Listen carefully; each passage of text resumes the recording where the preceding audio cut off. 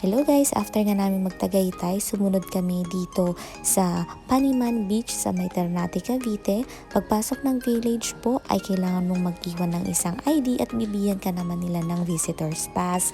Kung kayo ay naka-motorcycle din, make sure na you're wearing helmet kasi stricto dito sa village na to. And yun nga guys, pagpasok dito, medyo mahaba-habang biyahe, mga 10 minutes pa bago ka makarating sa pupuntahan mo. And ito nga ang magandang bumugad sa amin guys. So nakita namin itong magandang view na to. Kaya ang ginawa namin is nag-picture taking na lang po with Bergie. Ayan yung mga sample photos na kinuha namin with the motorcycle. And of course nakapag-selfie na rin para naman po may remembrance. Bali hindi na ako nakapag-video papasok ng Paniman Beach. At ang entrance niya dito is 300 pesos. And yung cottages nila is 500 pesos. Kung pwede ka namang hindi kumuha ng cottage kung meron kang tent.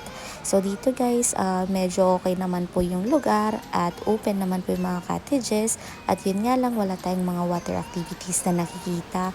Ang mga feedback ko nga lang dito is yung common CR nila na sana ma-maintain nila yung cleanliness lalo na dami-daming mga turistang pumupunta. Yun kasi ang una kong tinitignan, lalo na kapag may mga gantong outing at lalo na at wala naman ditong resort at ang kanilang swimming time is hanggang 5 PM lamang. Thank you po!